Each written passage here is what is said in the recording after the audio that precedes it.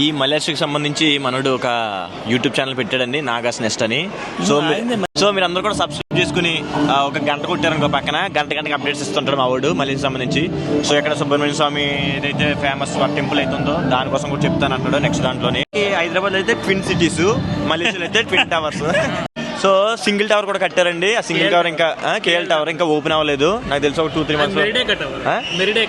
మెరిడేకా దానికోసం చెప్తున్నా. మెరిడేకా టవర్స్ మన ఇండియాలోనే ప్రపంచంలోనే ఫస్ట్ మన బుర్జ్ ఖలీఫా.